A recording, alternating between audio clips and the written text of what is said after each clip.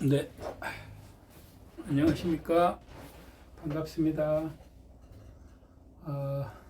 내문답 그 수요 포럼 이번에 그 백제를 찾아서라는 주제로 한성 백제, 공주 백제, 부여 백제를 시리즈로 답사를 할 계획이고요. 내일 모레 한성 백제 박물관을 찾아가서 백제 역사부터 시작을 할 건데, 제가 그 참고가 될 수 있는 내용을 좀 사전 설명을 잠시 드리겠습니다.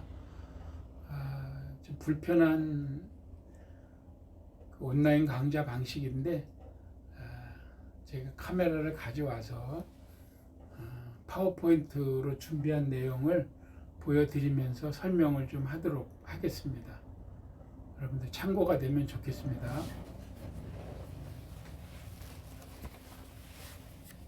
자, 이렇게 해서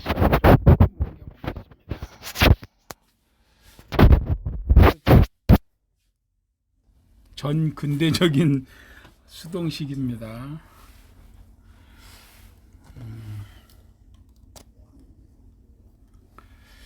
지금 우리가 백제에 대해서 좀 알아보려고 하는 건데, 백제 역사를 공부하려면 저 위에 부여에서부터 동부여, 남부여, 또는 졸본부여라고 하죠. 이 남부여, 졸본부여가 고구려가 된 거고, 또 이 고구려에서 백제가 이어져 내려왔거든요. 지도에서 보면 부여가 대략 이 지금 중국의 막 내륙 지방 깊숙이 우리 만주 그 비옥한 땅 이쪽이 부여로 돼 있고, 동부여, 그리고 남쪽으로 내려온 남부여가 나중에 고구려가 됐죠. 그리고 백제, 네, 뭐 신라, 백제, 고구려가 나중에 삼국시대를 열었지만, 지금은 부여에서 고구려로, 고구려에서 백제로 내려가는 과정을 제가 간단히 설명을 드리도록 하겠습니다. 이번에 그 4차, 5차, 6차 그 시리즈로 수요 포럼은 대주제가 백제를 찾아서입니다. 그래서 고대죠. 벌써 삼국시대가 고대사를 우리가 한번 찾아보는 건데, 요번에 내일 모레 가는 한성 백제, 지금 박물관 위주로 갑니다. 날이 추워서 요 고분이나 토성은 좀 요번에는 생략을 하고, 나중에 기회가 되면 요것도 가보겠습니다. 그 다음에 웅진백제, 사비백제 묶어서 다음 5차 때 가려고 하고요. 익산, 이루지 못한 왕도의 꿈이 남아있는 곳, 익산도 6차에 가보도록 이렇게 계획 중에 있습니다. 백제를 얘기하기 위해서는 고구려 건국부터 시작을 해야 됩니다. 여기 광개토 대왕비죠. 광개토 대왕비에도 나와 있고, 삼국사기나 각종 그 역사서에, 심지어 중국 역사서에도 일부 언급이 되어 있는데, 우선 이 부여, 아까 말씀드린 부여는 부여 임금 해부루가 후사가 없어요. 그래서 아들을 얻기 위해서 이렇게 계속 다니다가 어느 장소에 이르렀을 때 말이 커다란 바위를 보고 막 눈물을 흘렸다.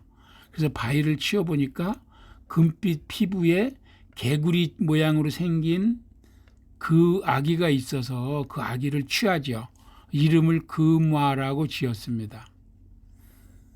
그리고 이 해부루는 그 부여를 떠나서 바닷가 쪽으로, 동쪽으로 옮겨서 동부여를 개국합니다.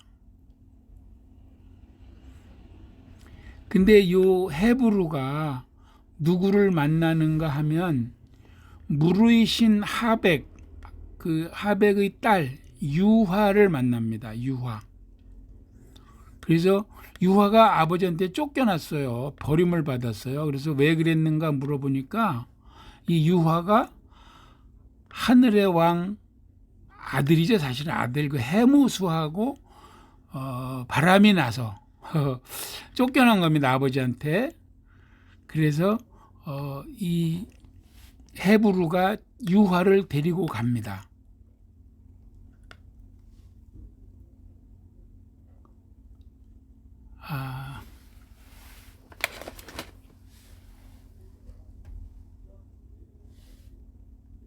그래서 아니구나. 그마로 이 왕위를 이어졌네요. 죄송합니다. 헤브루가 죽고 그 개구리처럼 생긴 아들 금화가 왕위를 이어받았어요. 이 금화 왕이 유아를 만난 겁니다. 네, 조금 정정하겠습니다. 그리고 이제 요 헤브루가 부여를 떠나서 동쪽으로 가서 동부여를 개국하니까 부여가 비었지요. 그 부여에는 해모수가 부여를 세우는데 그게 이제 북부여가 되는 겁니다. 그래서 북부여, 동부여. 그리고 동부여는 헤브루가 죽고 개구리 모양으로 생겼다는 금화 왕이 다음 왕위를 이어받았는데 이 금화 왕이 유아를 만난 겁니다. 좀 정정하겠습니다. 그래서 그 유아가 데리고 왔더니 빛이 계속 유아를 따라가더니 햇빛이 어느 날 배가 불러서 임신이 됐고 특이하게도 알을 낳았죠. 알. 그 알을 이상하다 불길하다 해서 갖다 버렸는데 동물들이 챙기는 겁니다. 먹지도 않고 밟지도 않고 피해 다니고 그래서 다시 챙겨왔는데 그 알에서 태어난 게 주몽입니다. 이게 주몽 신화입니다. 지금 설명하는 게. 그랬는데 그 사실은 이렇게 신화적으로 설명했지만 이 유화는 해모수하고 정분이 나서 임신한 걸로 보입니다. 그 아들이 주몽이죠. 그러니까 이 동부여의 왕 헤브루의 후손 금화 왕의 그 아들들 친자들이 볼 때는 이 주몽이 눈에 가시죠. 그래서 시기하고 막 핍박을 합니다. 아무튼 그러는 과정에서 주몽은 예씨라는 여인하고 결혼을 했고요. 여기서 말을 키우죠. 말을 키우는데 그 신화에 보면은 주몽이 자기가 탈 말은 일부러 삐쩍 마르게 만들고 해서 아버지가 이 말은 너 가져라 그랬더니 그 말을 다시 명말로 만들어서 그 말을 타고 탈출을 하죠. 탈출을 하는데 앞에 강이 나와서 강이 막아 서니까 길을 열어라. 나는 이 천재의 손자고. 그러니까 이게 해모수와 이렇게 연결된 게 주몽이니까 아버지니까 외손자라고 그러죠. 자기가 천자의 외손자고 이렇게 해서 이런 지금 나라를 열려고 간다 했더니 그 흔히 많이 나오죠. 많은 물고기들과 자라들이 떠올라서 길을 열어줘서 무사히 강을 건너 남쪽으로 그 졸본 땅이라고 그러는데 그 이르러서 졸본 부여를 개국을 했는데 이 졸본 부여가 나중에 고구려가 됐고 그 주몽이 고구려를 개국한 왕 동명성왕이 되는 겁니다. 이게 고구려의 건국 신화입니다. 그럼 백제를 얘기하는데 왜 고구려가 건국 신화가 나오느냐? 여기서 다시 백제가 갈라지거든요. 자, 주몽은 사실은 그 결혼을 한 예씨 부인을 놓고 내려온 거예요. 혼자 우선 도망을 온 거예요. 자기 엄마도 있었고 부인도 있었고 또 그 부인하고 사이에 유리라는 아들을 낳았는데 모자를 다 두고 일단 왔어요. 남쪽 졸본부여로 남부여로. 근데 거기 와서 내려오니까 그쪽 지역의 유력한 권력자가 연타발이라는 사람이고 그 연타발의 딸이 소소녀입니다. 소소노인데 이 소소노가 주몽하고 결혼을 해요. 근데 소소노도 이미 결혼을 했던 과부입니다. 누구와? 우태라는 사람하고 결혼을 했는데 우태는 아까 그 주몽이 아니라 그 개구리처럼 생긴 다시 잠깐 돌아가 볼게요. 저 헤브루가 그 말을 주워와서 아들이 됐다 그랬잖아. 바로 이 헤브루와 그 서자죠. 서손입니다. 그러니까 서손으로 적손이 아니고 서손으로 내려간 우태라는 사람하고 결혼을 해서, 근데 우태가 죽어서 사별을 해서 과부가 돼 있는 거예요. 그러니까 소선호도 이미 유부녀고 남편은 죽었지만 주몽도 이미 유부남입니다. 부여에 부인하고 엄마하고 부인하고 아들하고 다 두고 호롤단신으로 내려왔죠. 그래서 이 주몽하고 소선호가 결혼을 합니다. 소선호는 이 연타발이라는 이 지역의 유력한 권력자의 딸입니다. 그랬는데 이 소선호한테는 이미 전 남편하고 사이에 비류와 온조라는 두 아들이 있었어요. 일부 역사에는 비류와 온조가 주몽의 아들이라는 설도 있고, 그러나 유력한 것은 이미 이 전 남편 우태의 아들이다가 정설입니다. 왜냐하면 부여에 두고 온 유리가 18년 뒤에 주몽을 찾아오거든요. 그래서 그 깨어진 거울을 맞춰보고 내 아들이 맞다 하는 그 신화가 여기서 나오거든요. 그러니까 비류와 온조가 소선호가 자기 전 남편의 소생인 비류와 온조를 데리고 고구려를 떠나요. 그래서 백제를 건국하는 게 신화입니다. 백제의 신화. 물론 또 일부에서는 비류는 우태의 아들이고 온조는 주몽의 아들이다 뭐 이런 설도 있는데, 하여튼 설은 많아요. 그러나 가장 큰 흐름은 둘 다 전 남편의 소생이고 나중에 만난 두 번째 남편 주몽의 원래 아들이 찾아오니까 와서 세자가 되거든요. 그랬더니 소선호가 자기 친자 둘을 데리고 남쪽으로 내려갑니다. 이 소선호라는 여자를 기억하시기 바랍니다. 그래서 내려가서 비류와 온조를 내려가서 한강 유역에 와가지고 나라를 건설한 게 백제다. 그랬는데 그 건설 과정도 백제 건국 과정도 순탄하진 않아요. 비류는 인천 쪽 미추홀로 가고 온조는 하남 위례성 쪽에 자리를 잡아요. 비류와 온조가 또 나눠집니다. 그래서 비류가 또 온조를 치고 들어가서 온조가 비류를 죽여요. 또 이 소선호도 온조한테 죽임을 당하는, 즉 온조는 형과 엄마를 죽이고 백제를 건국하는 이런 또 그 참 비극적인 백제 건국 신화거든요. 아무튼 그래서 미추홀 인천 쪽하고 한성 쪽에 있던 두 개의 백제가 미추홀이 다시 하남 위례 온조 쪽으로 와서 합류해서 한성 백제가 시작을 하는 겁니다. 그래서 백제의 오리지널 선조는 온조죠. 온조. 비류가 아니고. 그래서 이 백제 왕국은 이 부여에서 내려온, 비록 서자이긴 하지만 우태의 후손입니다. 그래서 부여씨예요. 백제는 성이. 주몽은 고주몽이죠. 고씨입니다. 고씨. 아니면 그 해씨. 원래는 해씨인데 헤브루의 후손이니까 해씨라고 해야 되지만 고씨로 해서 자기가 고주몽으로 고씨로 이름을 줘요. 주몽이. 그래서 이쪽은 고씨고 이쪽은 부여씨입니다. 그래서 백제는 부여씨고, 지금 한강 유역에서 고구려식 돌무지 무덤들이 발굴되면서 고구려에서 내려왔다는 이런 설을 뒷받침하고 있죠. 그렇게 온조에서 시작한 백제는 고이왕 때 나름대로 자리를 잡고 근초고 왕 때 백제가 크게 발전을 해서 그 위세를 떨치는 시기가 됩니다. 백제의 건국 설화의 소선호를 기억하시기 바랍니다. 우리가 소선호를 잘 못 들어본 게 많아요. 백제는 원래는 처음에 10제라고 그랬죠. 10명의 신하들이 따랐거든요. 물론 많은 백성들하고. 그래서 10제라고 했다가 많은 사람들이 바다를 건너왔다. 그래서 백가제해, 줄여서 백제가 됐다고 합니다.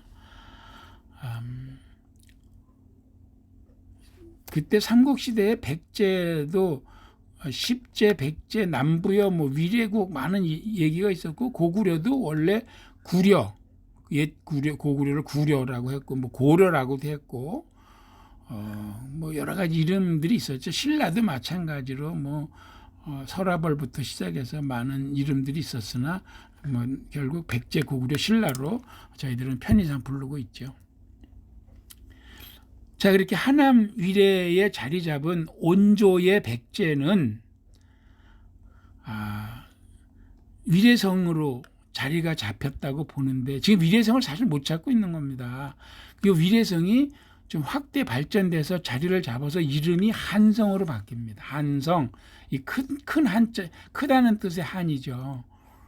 그래서 이 한성은 원래는 작은 의미로는 이 북성과 남성, 북성이 지금의 풍납토성이고 남성이 몽천토성입니다. 그래서 요 풍납토성을 지금 위례성의 한성백제의 전공으로 여기는 뭐 별궁이다 이렇게 얘기하고 있지만 유력한 것은 풍납토성으로 보고 있는 겁니다. 지금. 그래서 한성백제는 하남 위례 이렇게 처음 얘기했는데 하남은 한강의 남쪽이고 강하자잖아요. 하남, 하의 강의 남, 이 강은 한강이라는 거죠. 또 위례는 우리, 울타리 뭐 그런 뜻이라고 합니다. 근데 일부 그 학자들은 이 하남의 하를 한강으로 함으로써 백제를 이 한반도 안으로 우겨 넣었다, 줄여 넣었다고 지금 주장을 하죠. 중국에 있는 큰 강이라는 거죠. 이게 황하. 그래서 대륙 백제를 얘기하는데 좀 아직은 소수 의견으로 좀 아직 좀 밀리는 입장입니다. 아무튼 그 하남 위례성은 현재는 풍납토성이라고 대략 큰 흐름은 그렇습니다. 그래서 하남 위례가 한성으로 중국식 그 표기죠. 한성으로 이름이 바뀌었고 근초고 왕 때 백제는 대대적으로 그 정복하고 영토가 확장되는 그런 시절을 겪죠. 그래서 한성 백제 이어서 이제 공주 백제, 부여 백제로 내려가는데 한성 백제가 백제 역사의 73%입니다. 무려 500년 가까이 493년간 21명의 왕이 있었던 기간, 그게 한성 백제입니다. 그런데 이 한성 백제는 고구려가 확장되면서 광개토대왕, 특히 장수왕 때 남진 정책을 펴면서 남쪽으로 밀고 내려와서 신라와 백제는 나제 동맹을 맺어가지고 고구려에 대항을 했죠. 그래서 백제가 뺏긴 한성 지역을 되찾았지만 다시 신라가 나제 동맹을 깨고 이 자리를 차지하죠. 그래서 백제는 다시 또 남쪽으로 밀려 내려가는 이런 역사적인 변경을 겪게 됩니다. 그 얘기입니다. 한성 백제가 함락이 돼서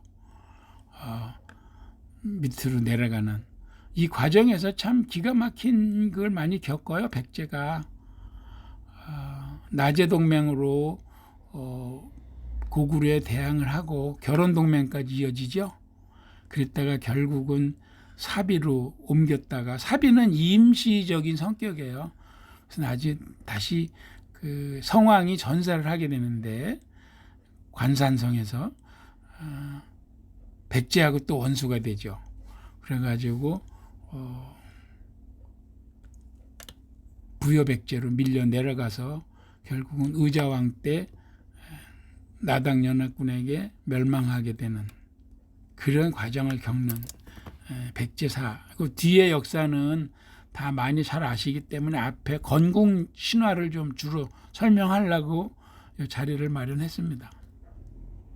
그래서 백제는 이렇게 나름대로 한성 지역을 차지고 있었던 대략 그 500여 년에 걸친 한성 백제 시대, 또 밀려서 웅진 공주죠, 공주 웅진 백제 시대 한 60년 정도 머물렀어요. 그리고 다시 사비 부여죠, 사비 백제 시대 이거 한 120년 정도 해서 나중에 멸망하고 만한. 그래서 통상 우리가 백제가 660년에 멸망했다 의자왕 때 이렇게 하지만 사실은 그 뒤에 풍왕이 임명이 돼서 3년간 백제 부흥 운동을 폈다. 뭐 이런 설도 있고 해서 약간 그 백제의 역사는 멸망한 사라진 왕국이다 보니까 좀 소홀하게 취급됐다 이런 평이 있습니다. 백제 부흥 운동 이거 뭐 나중에 제가 기회가 되면 한번 따로 설명을 해드릴게요. 근데 이것도 외에서 일본에서 만만치 않은 병력을 보내죠. 그래서 3년 동안 사실은 삼국 통일이 아니고 동아시아, 동북아시아의 4개국, 당나라, 고구려, 신라, 백제, 일본이 엮어진 이 전투입니다. 대단한 전투인데 백강전투가 마지막 전투라고들 역사학자들이 보고 있고 이 백강은 지금 그러면 어디냐? 금강이다 또는 부안에 있는 동진강이다 이런 설이 있습니다. 아무튼 3년 동안 백제 부흥운동이 있었다. 백제 역사를 더 연장해서 봐야 된다. 근데 이 부분이 많이 소홀하죠. 그래서 백제하고 일본이 그럼 일본이 왜 백제를 도왔냐 하는 얘기가 설명하는 자료인데 이것도 뭐 나중에 기회가 되면 하겠습니다. 일본에는 지금도 이렇게 강 이름도 하천 이름도 백제천, 백제궁, 백제대사, 백제대빈 뭐 등등 이런 말들이 있습니다. 명칭이 지역 명칭이 아직도 사용되고 있고 오래전에 그 최인호가 쓴 소설도 이거 백제의 일본에서의 백제 얘기가 아주 흥미로웠는데 한번 기회가 되면 한번 다시 찾아보시기 바랍니다.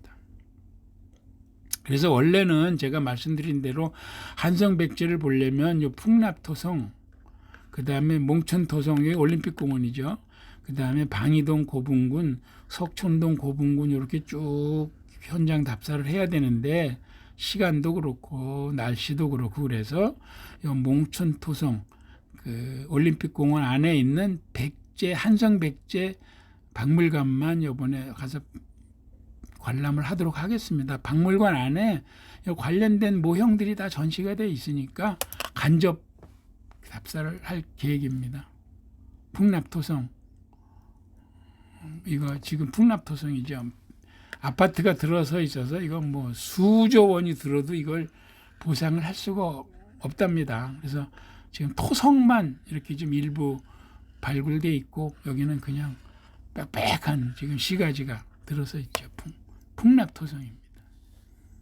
요거는 박물관에 되어 있는 풍납토성 모형입니다. 정궁이죠. 한성백제의 정궁.